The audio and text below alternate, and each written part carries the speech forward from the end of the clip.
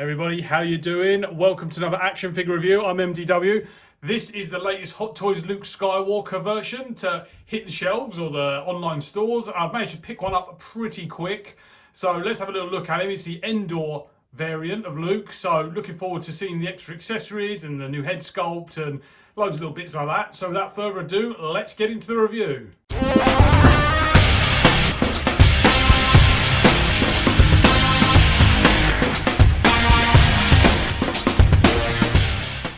Everybody, welcome back. So we're going to have a quick look at the box now for Luke. So as you can see, it's got an image of Luke Skywalker on the front, the Star Wars logo, and it's got the cool little sleeve going around the bottom of the box there. You guys can see they've done with quite a lot of the figures in the line. So there's a picture of Luke again with his blaster, and then Luke Skywalker's got the Endor in brackets below 1/6 scale figure.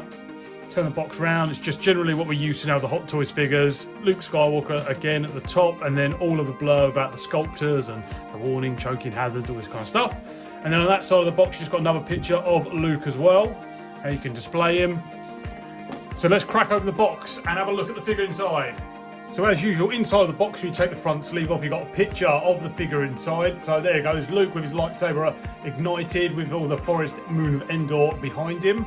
And if you put this sleeve down, like that, you can see there is the figure inside the box with a plastic packaging to protect it. A few extra accessories there, you can see a few new ones, a few kind of rehash accessories. So let's have a little look at the figure close up. So here we go, everybody. Here's Luke Skywalker outside of the box.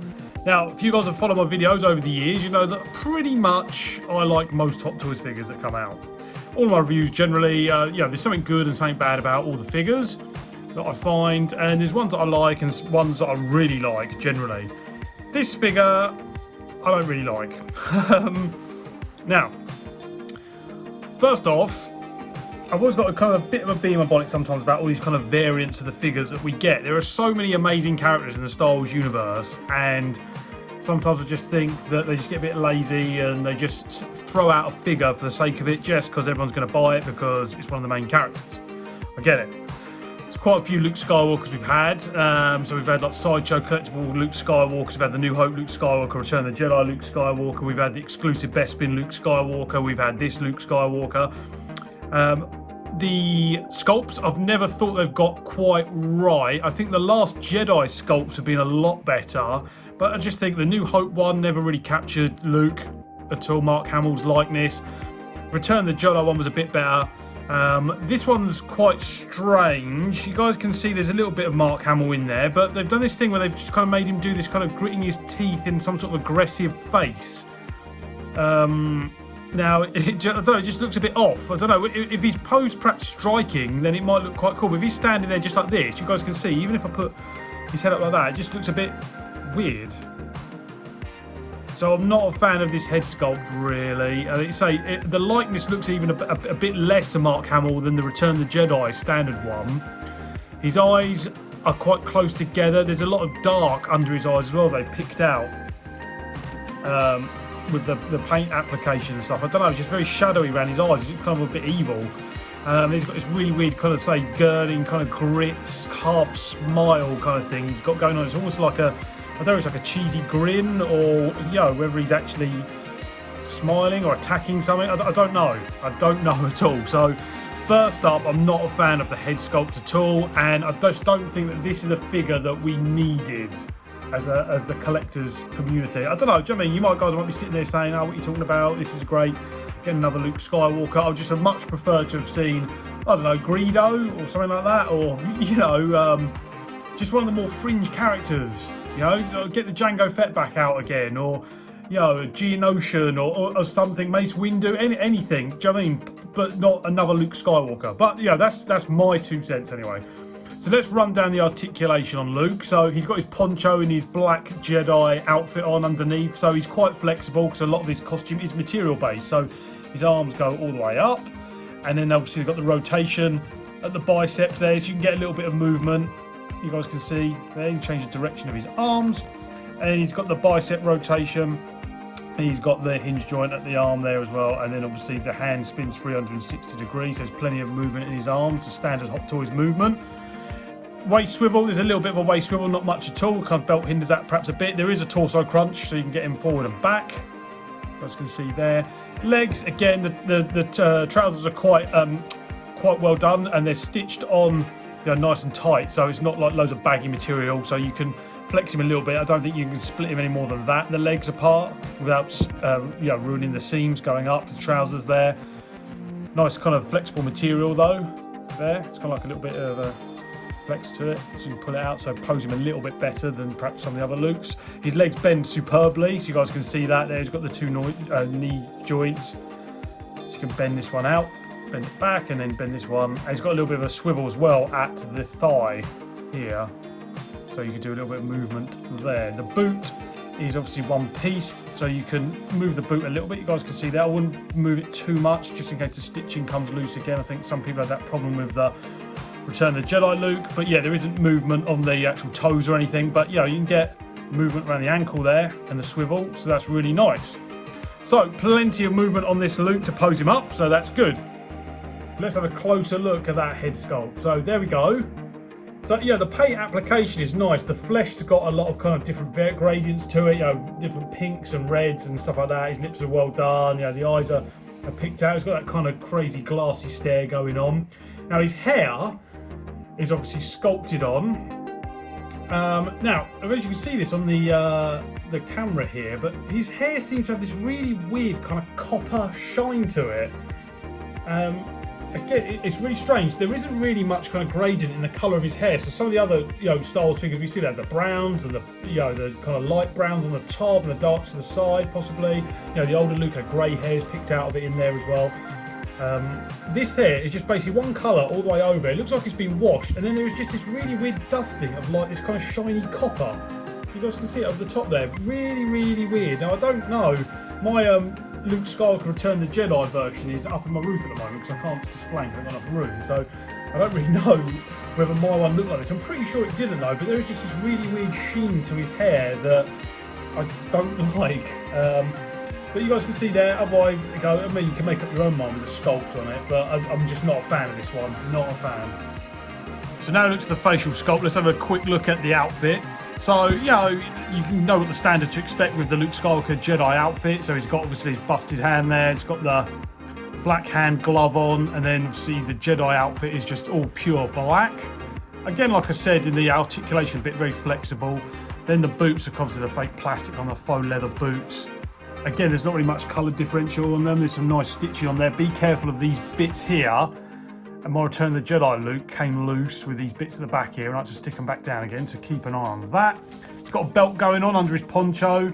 So again, a few bits of detail. I believe this belt is, you can take his belt off if you guys want. It's velcroed on there. There's a little pouch picked out with brown.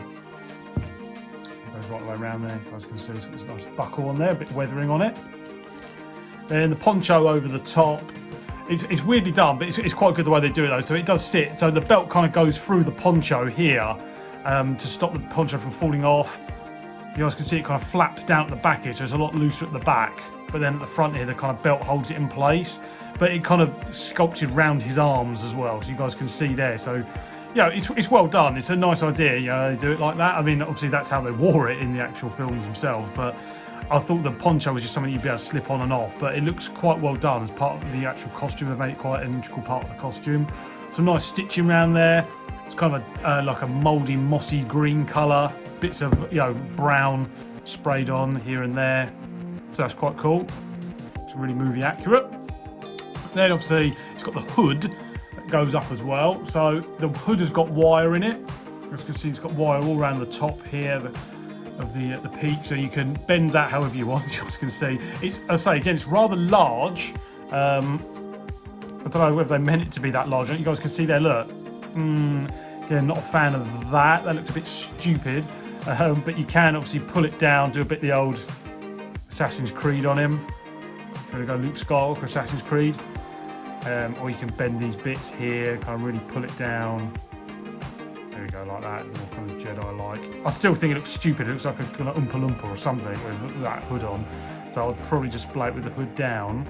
Keep an eye on the metal as well around the top here, the peak, because my the wire has started coming out this side for me, and I've only just taken it out of the box, so a bit disappointed with that. But it folds down nicely there, and then there's wire as well in the poncho So is wire here going all the way across the seams. So the poncho is very, very flexible and very, very poseable, you guys can see. So that's good as well. So let's have a look at some of the accessories that Luke Skywalker comes with. So first up is the light up arm for his lightsaber. So like all the other lightsaber users there, you put the batteries that come with the figure in the arm, and then the little switch just turns the lightsaber on and illuminates the blade. Then you've got your spare hands as always. You've got 2 there with the glove, and then all the rest are for his other arm there. So you've got a couple of the gripping ones and a fist pump hand, and then the force push, and then obviously that core on there is kind of the effect mind or the signal hand.